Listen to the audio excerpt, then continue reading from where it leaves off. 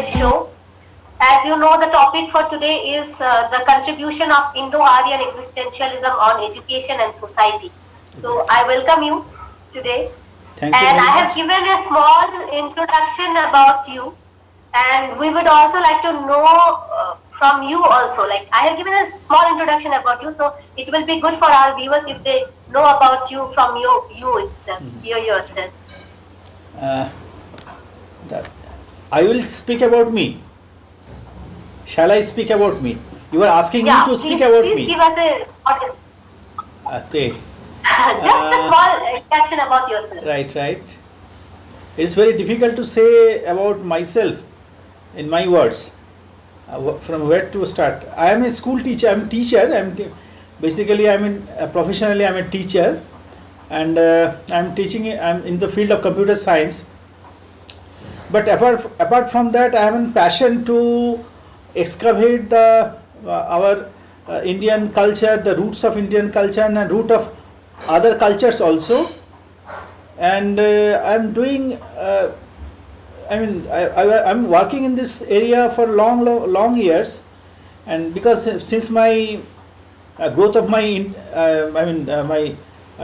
intellectual development, I would say, this kind of interest I had developed. So ultimately in 2001, after 2001, I registered myself for an academic research work in the field of Indo-Aryan culture. Then extraordinary things I found, and which is very much relevant in modern days for the human existence. And that was exceptionally marvelous. So I got interest on this field, and many things are coming. No points are missing regarding present world in which they have not contributed. So, and those are all of those thoughts are based on very scientific verifications, because they have discovered thousands years back out of long life experiences and life struggles, and all of those are very much based on scientific idea. And I believe if world thinks in this direction, they will get all kinds of solutions from this outcome of the culture as well as our research work, I would say. Okay. This I call Indo-Aryan Existentialism. This I call Indo-Aryan Existentialism. Though I focused on some of my work was very specific in some of our present thinkers, and those are the descendants of our religious ideas. But finally, I got this. This is the outcome of the result.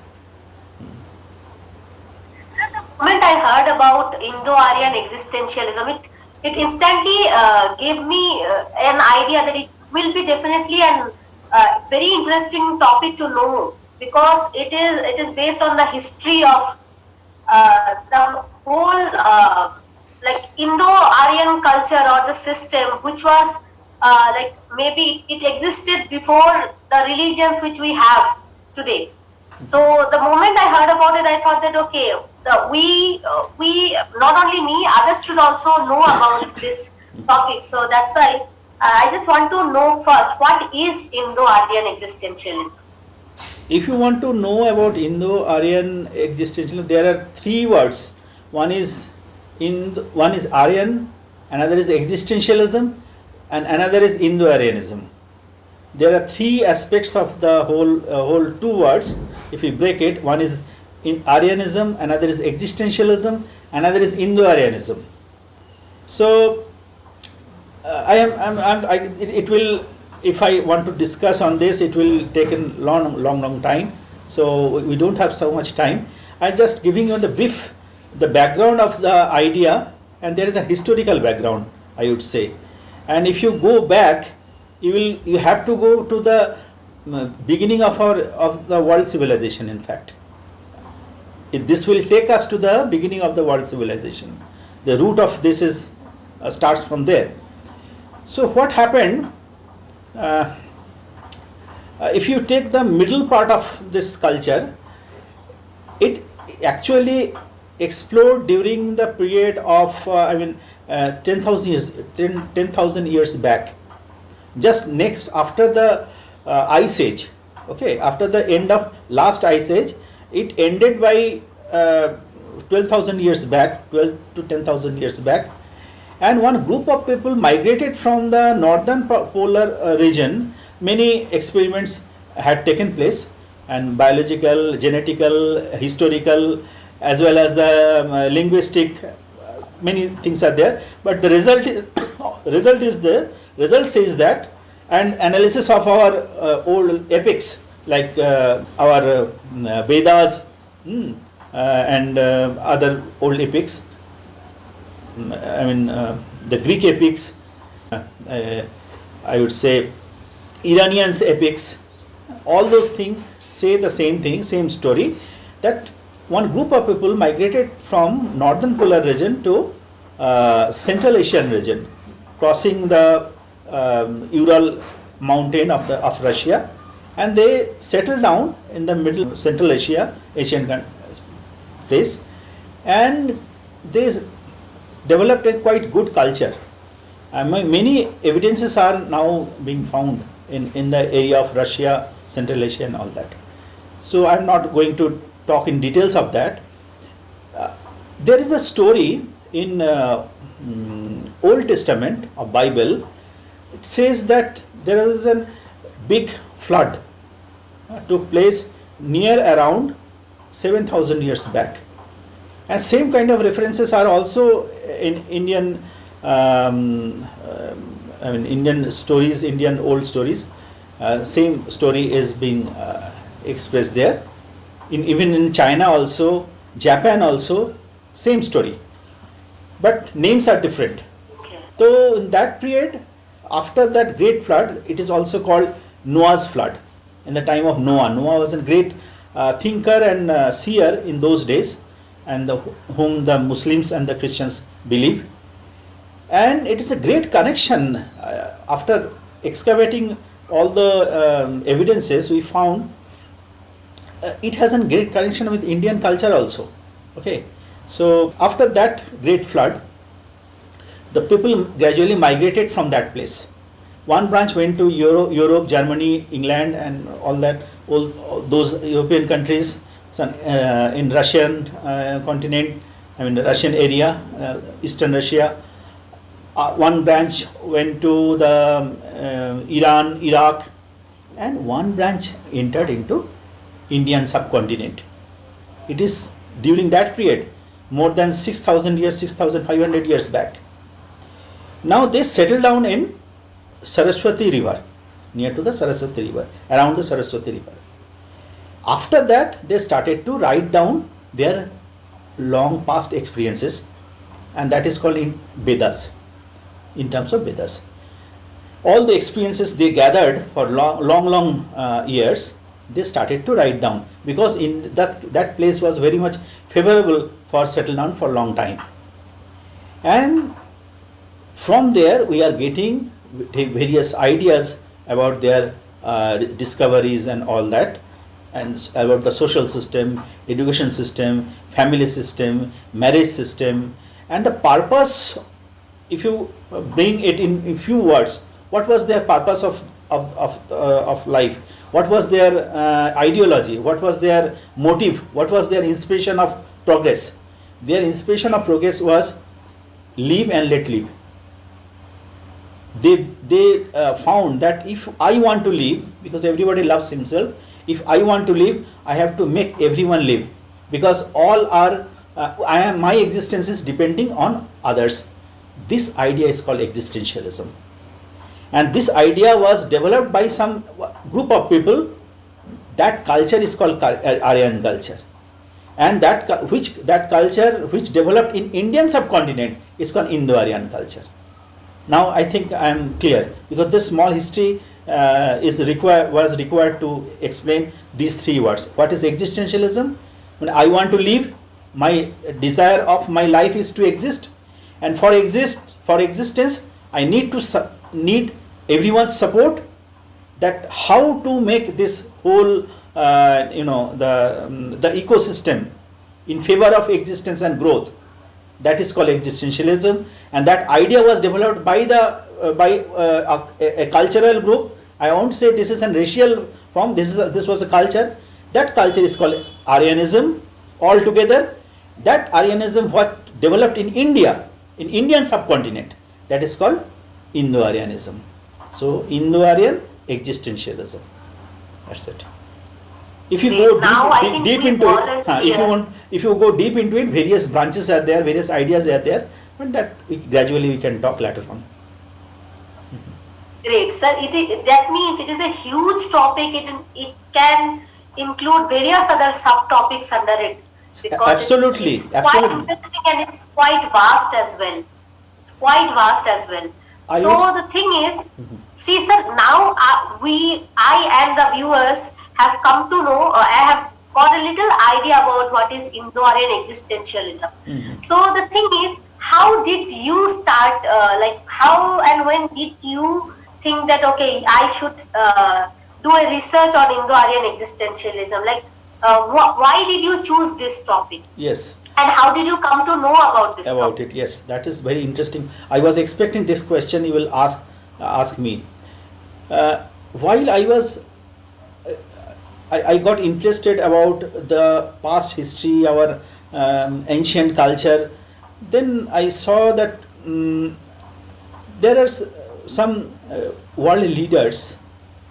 You may say religious, but I don't say in that. I won't love to use that religious word. Religious, the word is very controversial or very narrow kind of thing. Okay, so that word I don't want to use.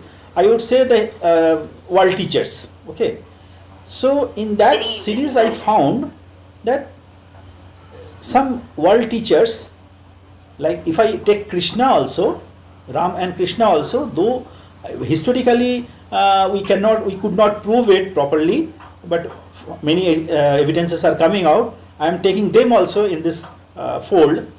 Ram, Krishna, Buddha, Jesus Christ, Hazrat Muhammad, Sri Chaitanya, Sri Ram Krishna, Sri Anukul Chandra, and many aligned thinkers. I found this is a series. Those are more or less talking about the same thing. They are talking about the human existence. They are talking about development of each and every person, every individual.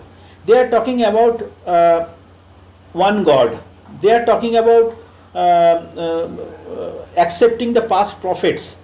They are talking about individuals' characters, development of individuals' characters. They are talking about family integration. They are talking about development of characters is the purpose of education. So all these things are almost same. Then I was interested to know there must be some common root. Okay, there must be some common root.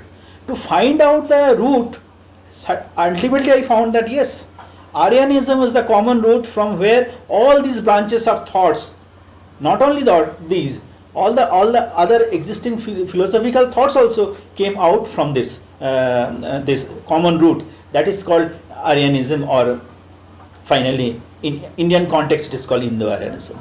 This way I got the secret of the root of Indo-Aryanism or Aryanism. Like doing a research on the same topic. Yeah. That's very interesting. Yes. So, sir, today's topic is the contribution of Indo-Aryan existentialism on education and society. So, what do you think is the role of Indo-Aryan existentialism in education, in the present day education? How it can contribute? Yes. Very interesting topic, very vast also. If I talk on the surface level, then gradually we will try to enter inside. Surface level purpose of what is the purpose of education? The Indo-Aryan is, if we study, or if we try to understand the Indo-Aryan point of view of education, it simply says that the total extraction of the inner better potentials, how to take out the good inner potentials for self and environmental development. That is the purpose of education. Now, what are the techniques they discovered? What are the ways of techniques of the extraction or development or becoming of exploration of the inner good potentials, not the bad potentials? They found, or we see, that they very rightly discovered the root of knowledge, or root of integration, root of self-integration, or cause of self-esteem, cause of becoming, the tenacity or tendency of development comes from the higher attachment to the higher ideal. As much as one is getting attached to the higher purpose of life, if we present a higher purpose of life in terms of living format, even, see, I will come on that point, then if that purpose we can impart in a person, all the good things will come out automatically. Now, how shall we impart that higher purpose of life? What is higher purpose? See, any idea does not stay without a personality, If you talk about a good quality, there must be a quality person. Say, if you talk about love, so how shall I explain to a person about love? But if I find my mother with me, I can easily understand what is love, what is compassion, right? So that always the qualities are manifested in a person. So if I want to present an higher purpose of life, we must have that higher ideal person in our life. So actually attachment truly makes or develops between a person and a person. So if that ideal person is in my life, if I find a good ideal person in my life, and if I get inclined to him due to his higher personality or higher qualities, automatically all those qualities will be imbibed within me, and to fulfill him, automatically I will discover my inner good potentials. This is the natural way of development. So in terms of, in material also, it is not only spiritual, material, spiritual, educational, in all the way, total potential will be developed. Now, that's why in those days they made a system. Then after 12 years of age, all have to go to the guru or rishi. Those have that kind of, yes. But you told about nowadays, those are all old things. What would be, now that those gurus are not there, or not, neither those systems are there, then what could be possible? What would be possible? Now proper teacher trainings are there. Teachers should be appointed. Those teachers will be appointed who have even the tendency of making the people, that inner instinct is like that. Number one, training should be there according to that. Not teaching, but people should not come only for earning money. It is not only the source of earning money, getting money. Its purpose is to make the people for greater cause. Number three, if those Gurukul system is not there, but at the age of 12 we can attach a person with such personalities. That is called Diksha.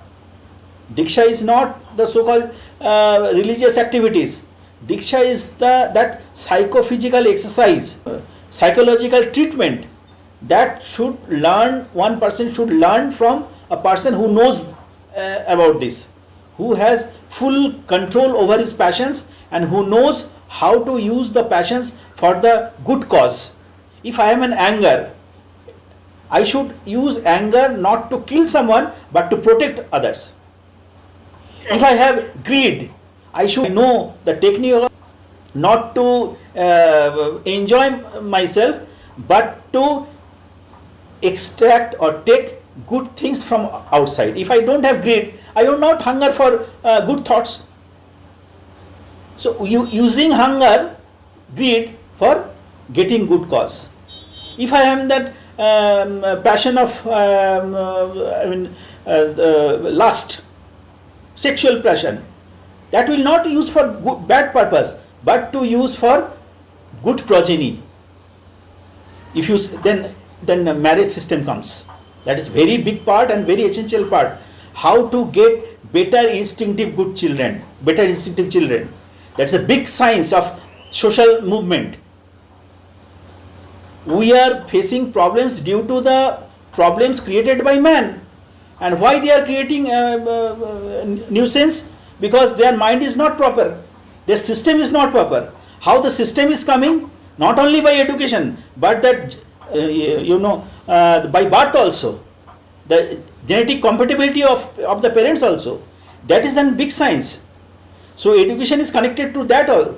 If we don't get good quality student, how shall we teach them to do better? If you teach a group of people, some students are taking very nicely about your teachings. Some are not, some are at all not taking. Some are doing something else. Why so?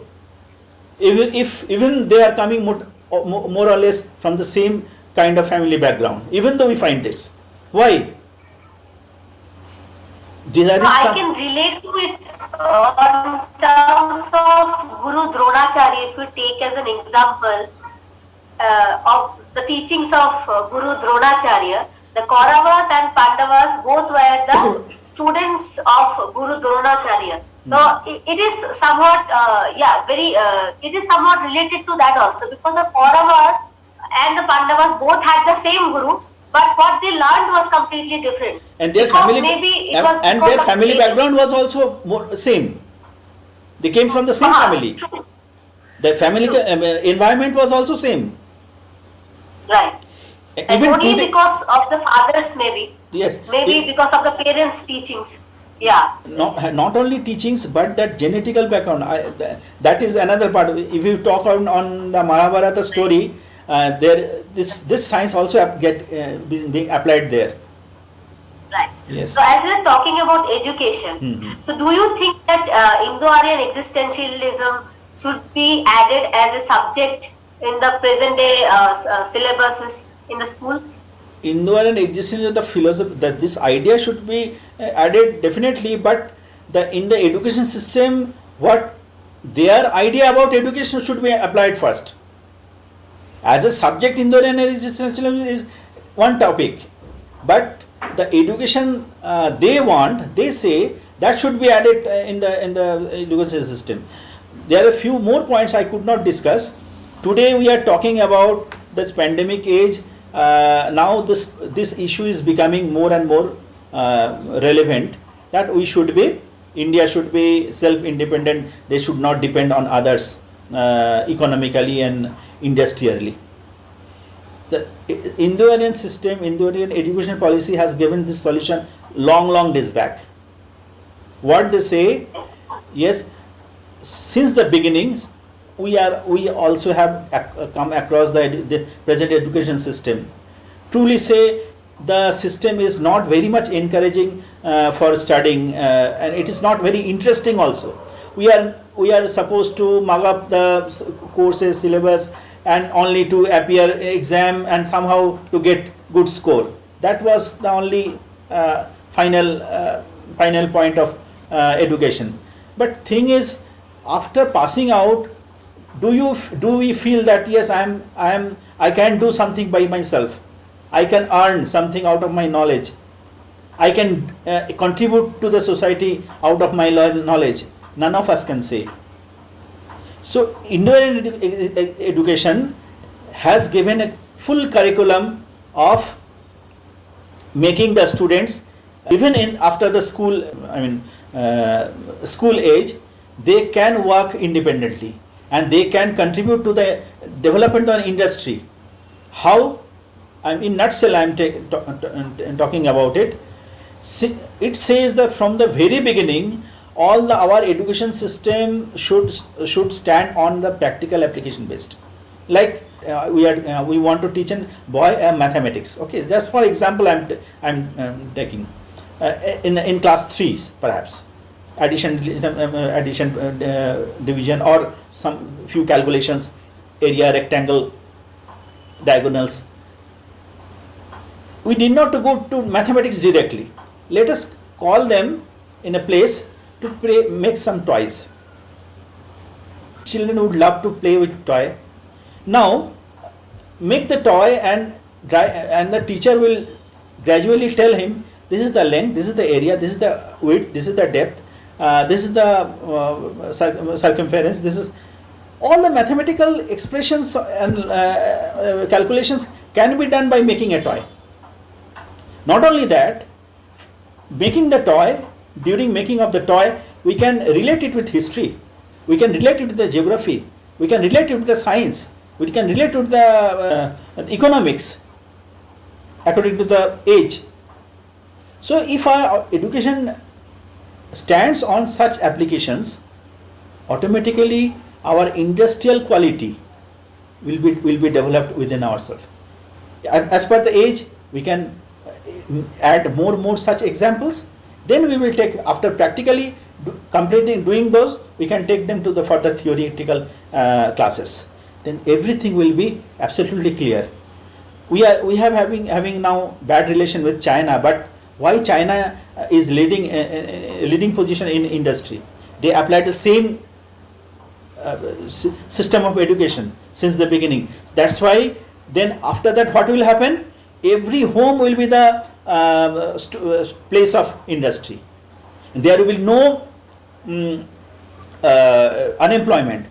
There will be no economic downfall. There will be no economic crisis.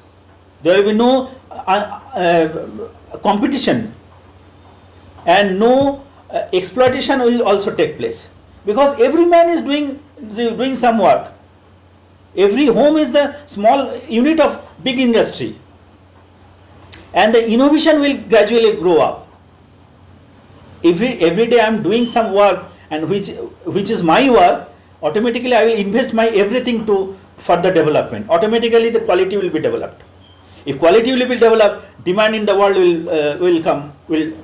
So automatically people will purchase my product, is leaving the other products. That's why China's economy has grown such a way. So this is the education policy of one of the aspects of the education policy of Indo-Aryanism, or this thought, this chronology of thought. Okay. Right, sir.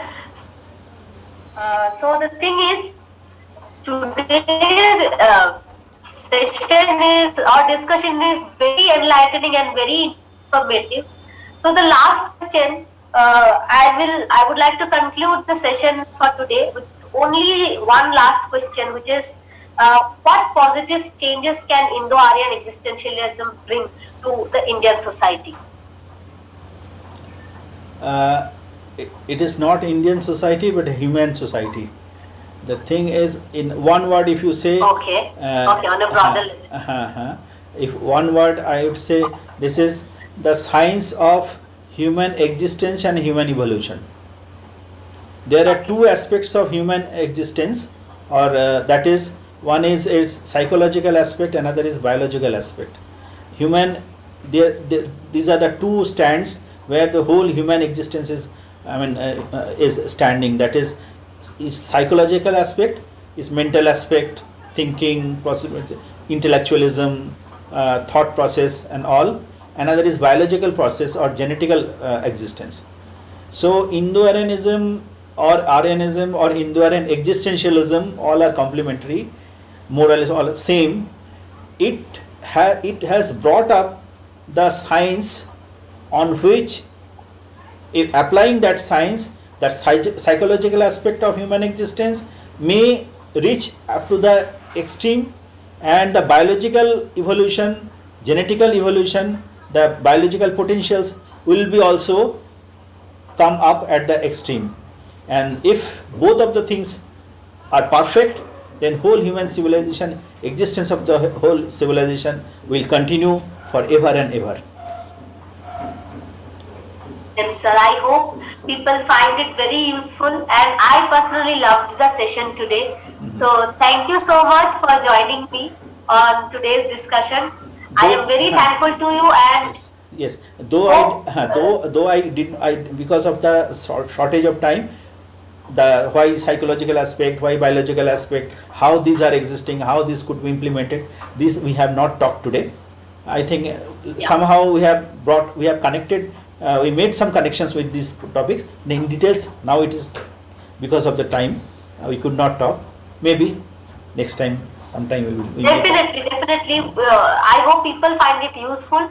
Today we have captured a very small amount of this vast topic. So if time permits and if we have another chance, we'll definitely talk about it on a broader level, that on the next session or discussion. I hope you join me again.